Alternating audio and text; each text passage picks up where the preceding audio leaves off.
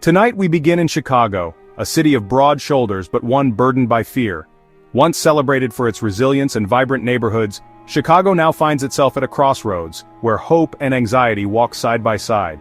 Across neighborhoods, residents describe a daily struggle to feel safe. The familiar streets they once strolled with ease now feel uncertain, and the sense of comfort that defined their communities is slipping away. Maria, a mother in Pilsen, no longer lets her children play in the park after school.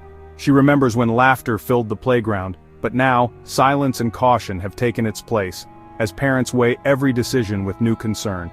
David, a longtime Englewood grocer, now closes early due to rising theft and uncertainty. He worries about his livelihood and the safety of his employees, forced to make difficult choices to protect what he's built over decades.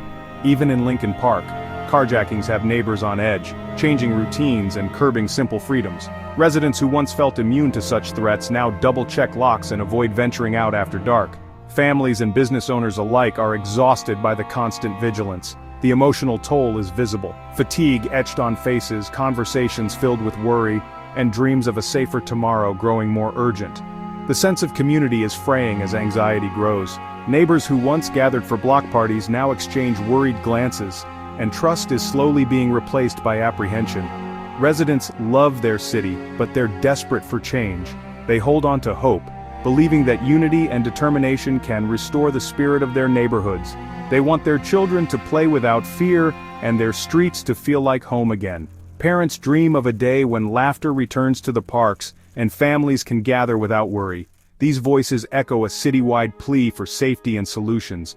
At community meetings and city halls, residents speak out, demanding action and accountability from those in power. The call for help is urgent, growing louder every day. Protests and rallies fill the streets as Chicagoans refuse to let fear define their future. Chicagoans are united in their demand for a return to normalcy. Together they stand strong, determined to reclaim their city and restore the peace and pride that once defined their neighborhoods. To truly grasp the urgency of Chicago's current situation, we must first turn to the data. The numbers tell a story that's both alarming and deeply personal for many residents. Homicides and shootings remain stubbornly high, but it's the dramatic surge in robberies and carjackings that's sending shockwaves through neighborhoods, leaving people on edge.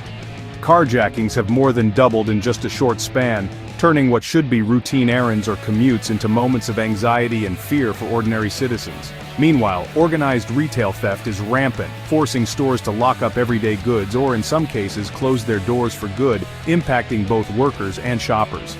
These crimes aren't just statistics, they're daily realities that disrupt the lives of families, small business owners, and entire communities, leaving lasting scars. The sense of lawlessness is now palpable, eroding the trust and safety that once defined these neighborhoods and making people question their own security.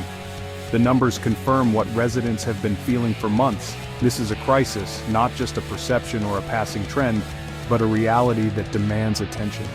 Chicago now faces a quantifiable threat to its safety and well-being, one that demands urgent, coordinated action from leaders, law enforcement, and the community alike.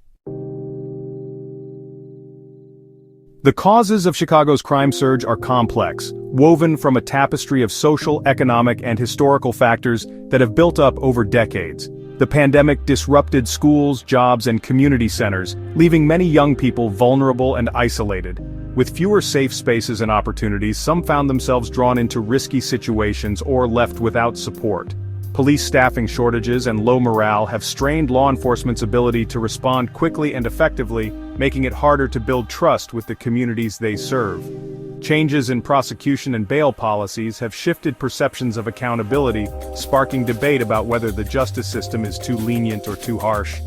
Community leaders point to decades of disinvestment, underfunded schools, and limited mental health resources, all of which have left neighborhoods struggling to break cycles of poverty and violence.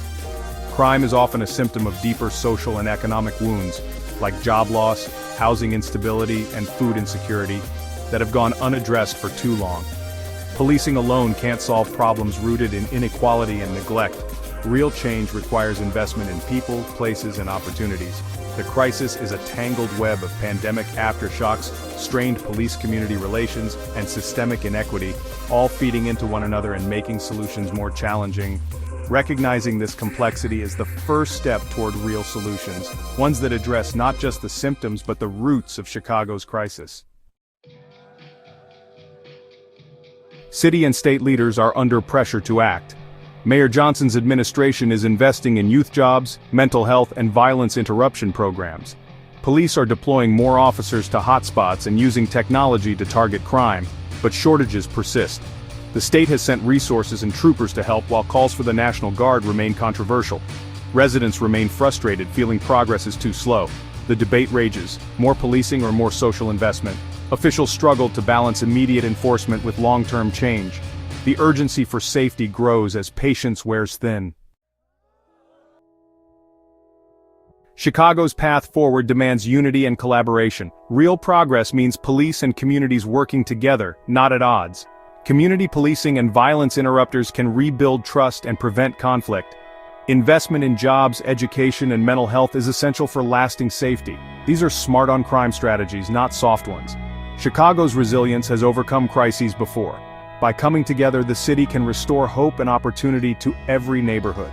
The challenge is great, but so is the spirit of its people. The work ahead is to ensure every child grows up safe and every community thrives.